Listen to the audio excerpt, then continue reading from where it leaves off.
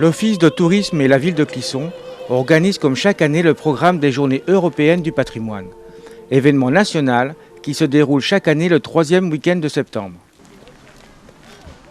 Alors c'est une très très bonne année, les Journées du patrimoine 2008, l'observation est la même du côté du Conseil général de Loire-Atlantique qui gère le château départemental de Clisson et le domaine départemental de la Garenne-le-Maux.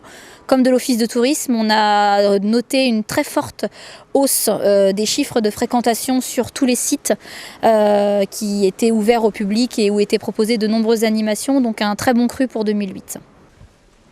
Le thème national cette année, c'était patrimoine et création. Donc le souhait était de proposer une rencontre privilégiée entre les artistes locaux et également artisans d'art locaux. Donc effectivement, nous avions réuni sous les halles plusieurs artisans d'art, une céramiste, un ébéniste, un tailleur de pierre et une fileuse de laine.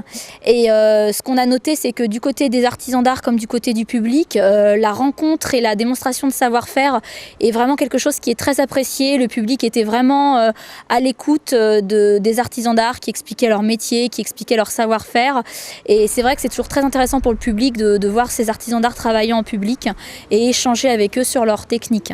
Également, ce qui a été apprécié, c'était les portes ouvertes d'artistes de Clisson, le sculpteur Bozo au Moulin de Nidois et également la créatrice clissonnaise Cathy Joubert qui faisait les portes ouvertes dans sa maison, de son atelier de création de luminaires et d'objets de décoration.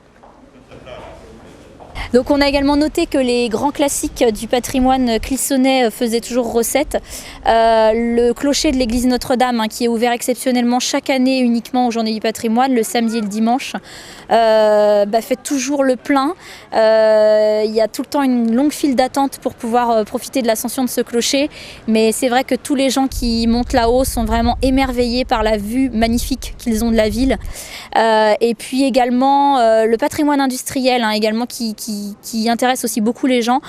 Cette année, le Moulin de Gervaux a battu tous les records de fréquentation puisqu'il a vu plus de 600 visiteurs sur uniquement l'après-midi du dimanche, où petits et grands sont venus rencontrer Monsieur No qui sait très bien parler de son moulin.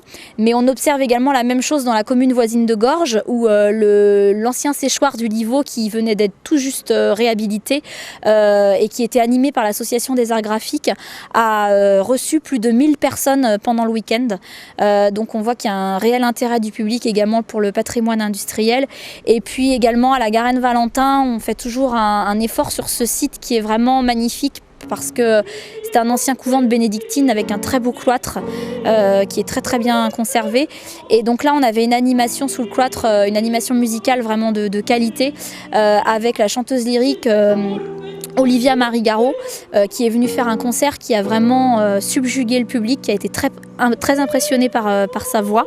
Et puis dans l'oratoire, on proposait une rencontre encore avec un artisan d'art qui était Madame Le Gall et qui est mosaïste et qui a proposé toute l'après-midi des démonstrations en public de son travail et qui a même proposé aux personnes de mettre la main à la pâte et de s'essayer à la mosaïque.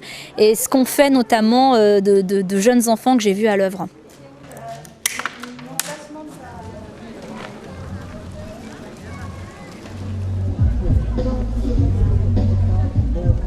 Chaque année, de nombreux visiteurs choisissent Clisson et sa vallée pour les Journées du patrimoine, faisant de la cité médiévale un lieu phare du patrimoine du département.